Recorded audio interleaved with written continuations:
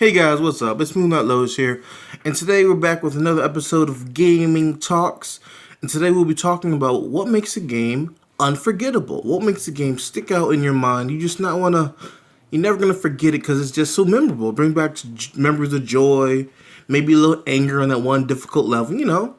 This is a game that you're not gonna forget. You're always gonna be able to recommend to a friend, like, yeah, bro, this game may be old, but the game is still the shit. And also today we have a guest on the show, Mr. Joe Eagle from Geek Street Radio, who decided to join in, add in with his gaming knowledge on this topic. So I hope you guys enjoyed the video here. MoonLight Lotus. Be right back. Hey guys, Joe Eagle from Geek Street Radio Network here to talk about the 5 things that make a game memorable to me. Number 1, it's going to be story. Story is very important for the most obvious reasons.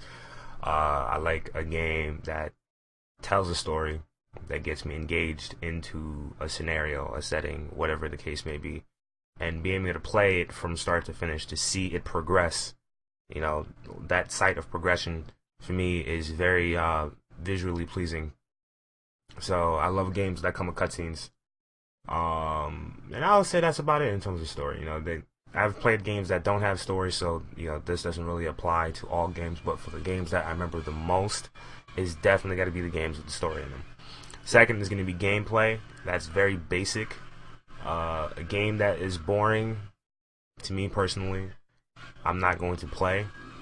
But that varies as well. I've played different kinds of games, so there are games that have very engaging, action-packed gameplay, and I've enjoyed that. And I've also played some games that aren't so, I would say, spontaneous, like a puzzle game. Shout out to Luminous from the PSP.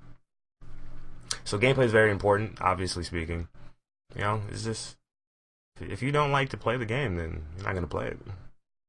For number 3, character development.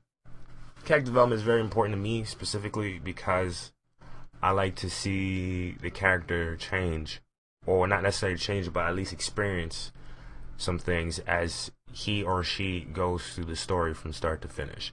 So, like, if nothing's changed from start to finish, then I feel like, there wasn't really any character development in that. And that kind of makes for, like, a boring character to me. Unless, like, you're a character that's, like, shrouded in mystery. So, like, if that mystery was never solved, like, there was mystery at the beginning of the game, and you still have not solved that mystery at the end of the game, that's fine. But, like, if the character's relatively the same, and then sometimes I'm okay with that, but most times I'm not. I really like to see characters engage in the setting, engage with other characters, different kinds of scenarios, different kind of aspects. So that for me is very big. Then number 4, we have setting. I also think the reason why I think setting is very important because it really pops more of the idea. Like, if I'm in a city setting, like, that could be okay. But for me, the biggest setting I've enjoyed so far is usually a sci-fi setting. So anything in space, anything involving lots of other planets, these are very big, enjoyable settings for me. I love sci-fi.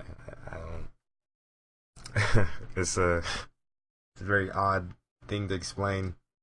The extraterrestrial, but I love a sci-fi setting. But I also like a post-apocalyptic setting too. So these are just things that appeal to me, generally speaking. I don't think there's any negative settings. I can't really say like there's a setting I dislike. So, but I do have settings that I enjoy very much.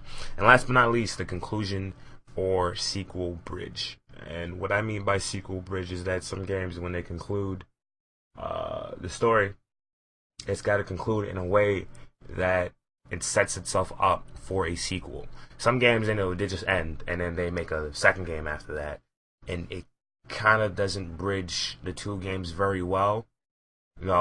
For example, Final Fantasy 13-2. Like, I didn't play 13-2, but I'm like, 13 ended in a way that it didn't really need a sequel. But, the bridge for the second one was all like, well, we're going to add a sequel here, but it's like, it didn't really need to be there. So, to me, that's like I think that's very important, because that makes me want to play the game. Like, if I finish a game and there's a sequel for it, and I'm like, there shouldn't really be a sequel, I might not play that sequel. That's just me personally. But if you set up the game ending for there to be a sequel, then I'm gonna be excited for the sequel. So for me, that's just how that works. These are all very case sensitive, so it's not always like it's not 100%. Like these are not things that apply 100% of the time. But for me, a game that wraps up the entire story nicely is a very good game. The start can be very sluggish, can be boring, but if the game ends really nicely, that can make up for the slow start. So for me, that's fine. But the sequel bridge is also very important to me as well, because I also like to play games that come in franchises, that come in series. So, I love that idea. And those are the 5 things that I think make a game memorable. And now it is time for Lotus to speak. Number 1 for me, story. Story is a powerful aspect for me because I've played some games that have been completely story driven, and I have loved the shit out of them because I love a good story. I love a story that pulls me in and makes me care about the characters. I don't like playing a game and not giving a shit about the characters. The story is what's going to make me care about what I'm doing. Let's say you have to save a village, right? Make me care about that village. Give me a reason to care. And this also leads into my second thing, character development and character creation. Now, I like character creation because I like making characters look like me or look like what I want my character to look like. What I want my character to look like at that time. All right, may want my character like an ogre or a deformed creature person, whatever. The thing from the movie. I can't even movie shit. No, I swear to God, I can't fucking think of that movie right now. It was a movie had this weird guy. He's like a cyclops, real beat up face. I'll think of it later on. I know I will. Damn. But yes, character creation. Now, some of my favorite games for character creation are Saints Row. Definitely modded Skyrim, modded Fallout. Games like that have really good character creation. Something deep. A lot of sliders, I just think it's fun. Like I can be creating a character for like 20 minutes straight, just getting lost in the fun of doing it, if you will. Character development is also important. As the story goes along, I want my character to develop. I want my character to progress or grow. Now, maybe like in some games you have where your character can be peaceful or your character can be very aggressive and abrasive and rude. Mass Effect, basically. And as you go through that game, you can drive your character to do different things, and it'll change how they behave or expectations of them from other characters, how characters respond to them.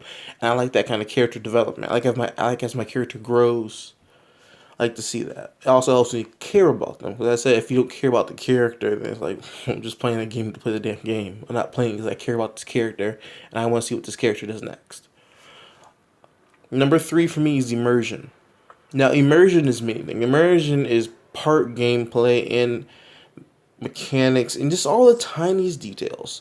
A lot of open world games will have like cities and towns, and when you think of this, think of one question: how do these people eat? Where do these people use the bathroom at? How are these people fed? How do they defend themselves? Where does this stuff come from?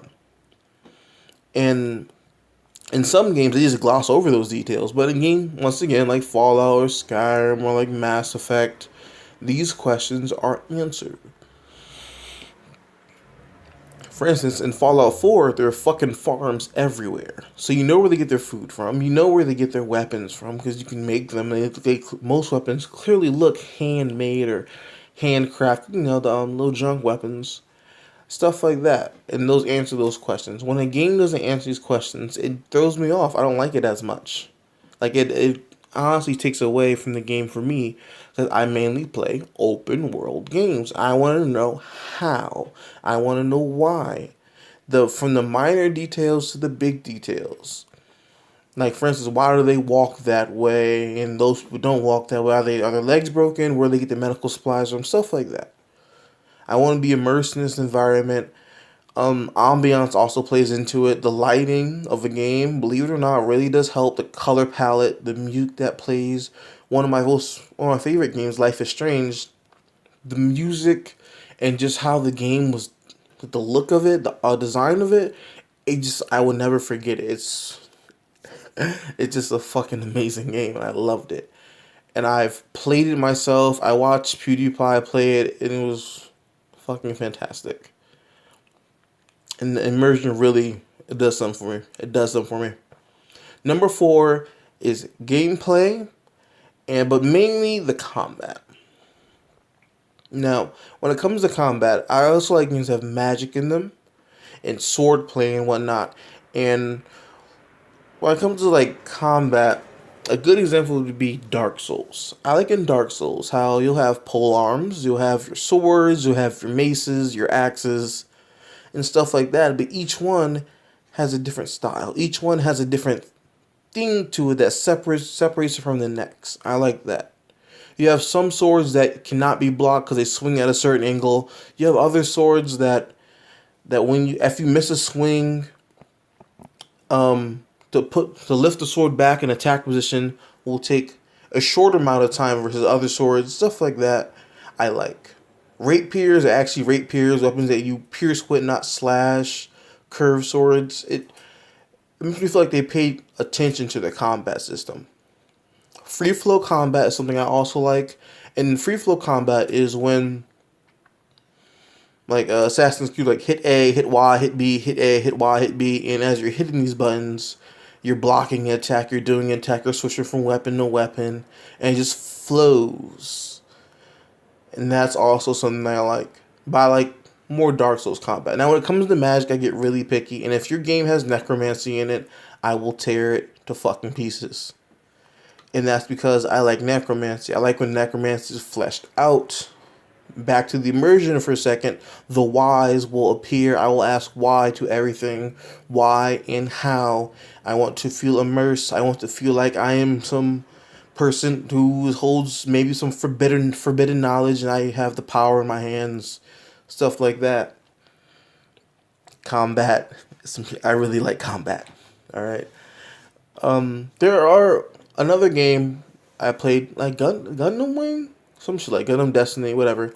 It's like, no, you ever played Dynasty Warriors? It was the Gundam version of it. I've also played Dynasty Warriors as well. And I like games like that. Hack and slash, tear through hordes and hordes of people like they're nothing. That's fun too. I'm not gonna say I don't like those, but as I said, a game with very fleshed out combat goes a long way with me, and I just adore it. Number 4. Wait, no, not number 4. Number 5. Crafting. Crafting is not a big thing, but it's something I do like nonetheless. I like progressing with my crafting skill, just like in Skyrim, developing my character and all.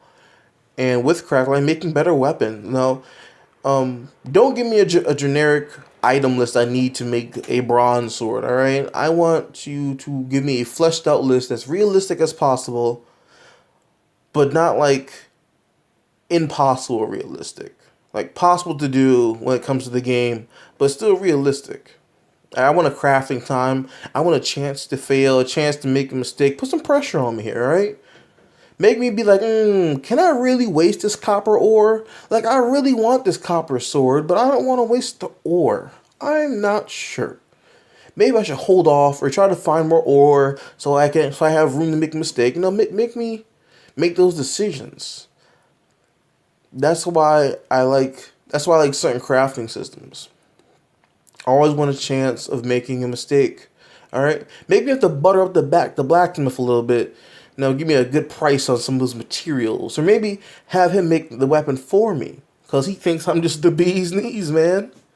Those are things I like. Those are things that will take a game and make it just stand out to me. Now, my favorite game that I will never forget is one of 3. 1, Life is Strange, because it really did something. It connected to me on an emotional level.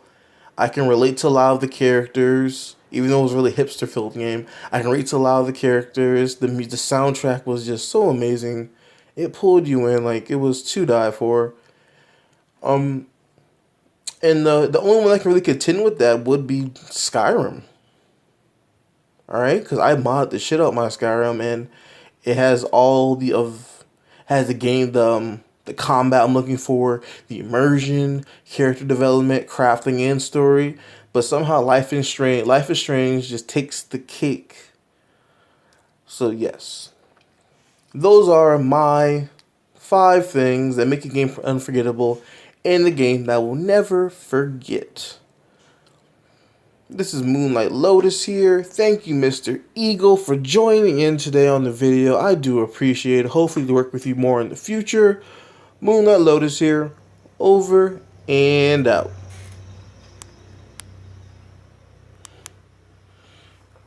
Loud. It's the MoonLight Lotus Show. Subscribe below. Leave a comment if you enjoyed. The show is coming to a close. It's the MoonLight Lotus Show.